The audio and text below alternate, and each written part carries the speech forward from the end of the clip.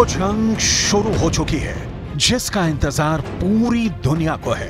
ये हर कोई जानना चाहता है कि आखिर क्या होगा जब इजराइल के डिफेंस फोर्स गाजा के अंदर प्रवेश करेगी। लेकिन गाजा में प्रवेश करते ही, गाजा में कदम रखते ही इजराइल की आर्मी पर गाज गिरी है।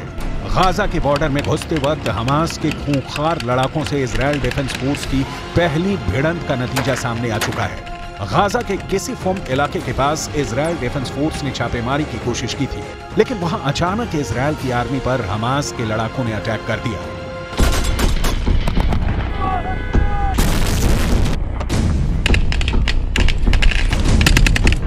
हमास के लड़ाकों ने इजराइल के मरकावा टैंक पर एंटी टैंक मिसाइल लॉन्च कर दी, जिसमें एक इजरायली सैनिक मारा गया है और कई घायल हुए हैं। गाजा को हमास ने एक ऐसा किला बना दिया है जिसको जीतने के लिए इजराइल को भारी कुर्बानी देनी पड़ सकती है, और ये बात पहली खतरनाक खूनी झड़प से समझ में आ रही है। अभी 2 दिन पहले ही इजराइल आर्मी के chief of staff Herzi Halevi ने अपने कमांडर्स को संबोधित करते हुए कहा था कि गाजा पर इजराइल के द्वारा की जा रही एयर स्ट्राइक से ये ना समझा जाए कि हमास कमजोर हो गया है। जब इजराइल की सेना गाजा के अंदर घुसेगी तो ये मानकर चलेगी कि हमास को एयर स्ट्राइक में 0 नुकसान हुआ है, तभी आप पूरी ताकत लगाकर हमास से लड़ पाएंगे।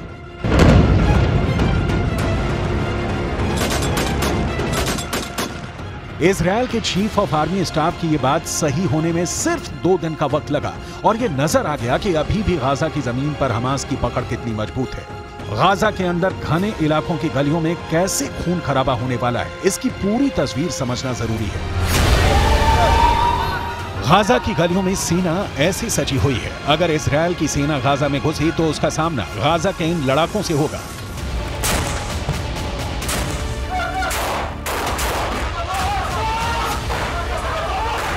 इजराइल का दावा है कि उसकी सेना जमीन के रास्ते गाजा में दाखिल होने को तैयार है। इजराइल की सेना गाजा बॉर्डर पर डटी हुई है।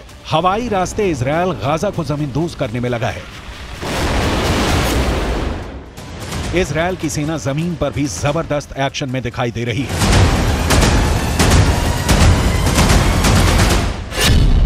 इजराइल की सेना की योजना मरकावा टैंक के साथ गाजा की गलियों में दाखिल होने की है। इजराइल का मरकावा दुनिया का सबसे सीक्रेट टैंक के रूप में पहचाना जाता है, जिस टैंक के खिलाफ अचूक मानी जाने वाली मिसाइल भी नाकाम हो जाती है। लेकिन गाजा का दावा है कि वह इन टैंकों को भी फोड़ सकता है।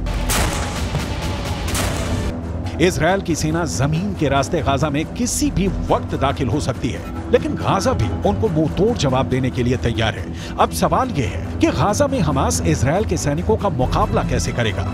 इजराइल की सेना को रोकने के लिए हमास के पास और क्या है। गाजा को लेकर पूरी दुनिया इस वक्त सिर्फ 3 सवाल पूछ रही है।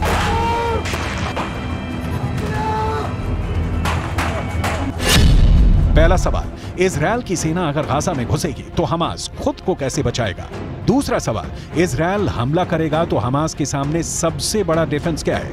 तीसरा सवाल, इजराइल की सेना अगर गाजा में दाखिल होने में कामयाब हो गई तो हमास इजराइल को कैसे हरा सकता है या फिर उसे बुरी तरह जख्मी कर सकता है।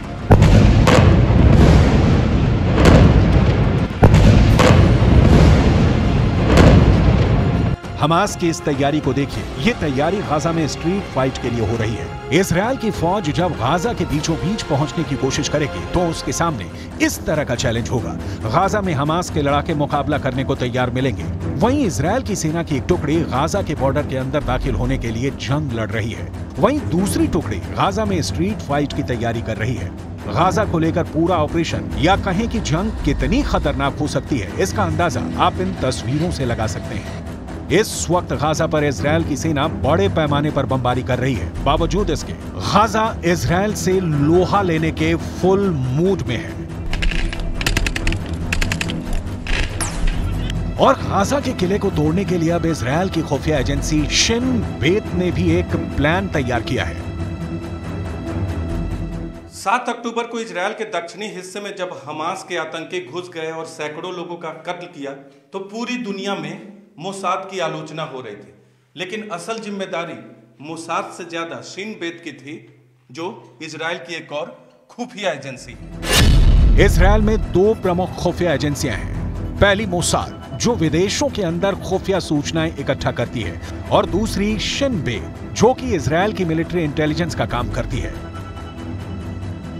यानी जब हमला इजरायल के अंदर हुआ तो इजरायल की मिलिट्री को आगाह करना शिन बेत का काम था, लेकिन शिन बेत यह काम नहीं कर सकी और इसके लिए शिन बेत के हेड रोनेन बार ने पूरी जिम्मेदारी भी ली है। रोनेन बार ने इसके लिए माफी मांगते हुए यह भी कहा कि हमास ने 7 अक्टूबर को इजरायल में जो किया है उसके बाद वो समझ ले कि अब इजरायल के इंतकाम की कोई सीमा नहीं होगी। शिन बेत के हेड रोनेन बार ने एक नई यूनिट बनाई है जिसका नाम है निली।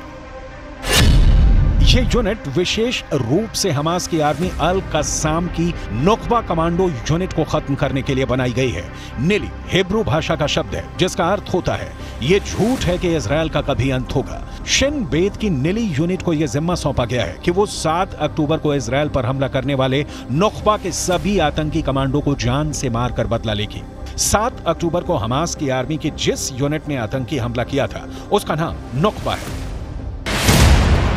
7 अक्टूबर को नुकबा के करीब 2500 आतंकी दक्षिण इजरायल के इलाके में घुसे थे और लगातार 2 हफ्ते तक यह ऑपरेशन चला था, जिसमें 1500 के करीब नुकबा कमांडो इजरायल की आर्मी ने कॉम्बैट ऑपरेशन में मार गिराए थे। टाइम्स ऑफ इजरायल ने खबर छापी कि नुकबा का एक आतंकी कमांडो पिछले 16 दिनों से दक्षिणी इजरायल यानी जिस हिस्से में हम लोग हैं वहां छिपा हुआ है, और जब भी इस आतंकी कमांडो ने गाजा पट्टी में घुसने की कोशिश की तब इजरायल डिफेंस फोर्स ने इसे पकड़ लिया। हमास की आर्मी अल कस्साम के नुकबा पर इजरायलियों का सबसे ज्यादा गुस्सा फूट रहा है। इजरायल के अखबार टाइम्स ऑफ इजरायल ने यह खबर छापी है कि इजरायल की एयरफोर्स ने नुकबा के 2 कमांडो रविवार को एयर स्ट्राइक में मार डाले हैं। इसी नुकबा की करतूतों की वजह से आज पूरा गाजा जल रहा है। अगर हमास के इस खतरनाक यूनिट ने दरिंदगी नहीं दिखाई होती तो आज इजरायल और गाजा के बीच यह खतरनाक जंग नहीं चल रही होती।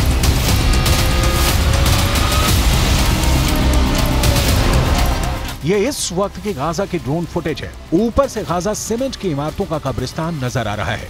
यह घर, फ्लैट, बाजार, दुकान कभी हंसियों से गुलजार थे, लेकिन अब ये सब बियाबान हो चुके हैं।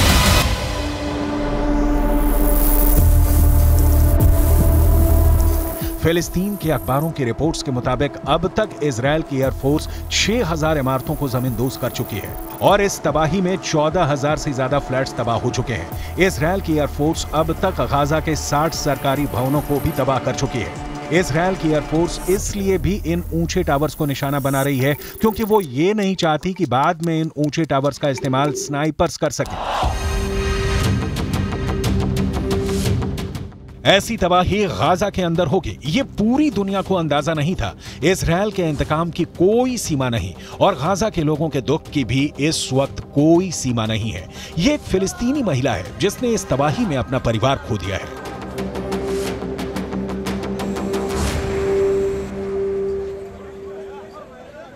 وبالنسبة للشهيد هو على خط واحد مع باقي الشهداء ومع المنتظرين إلى تحقيق النصر. وهي معركة حق وباطل، هي معركة حق وباطل أينما كانت. أهل الحق واحد وأهل الباطل واحد، والحق منتصر قطعا لا محالة।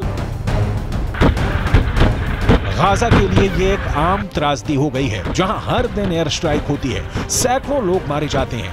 अब तक करीब 14000 लोग घायल हो चुके हैं। करीब 5000 लोग मारे जा चुके हैं। इनमें से करीब 2000 छोटे बच्चे हैं और 1000 महिलाएं हैं। हमास और इजरायल की इस लड़ाई में आम लोग बुरी तरह से पिस रहे हैं।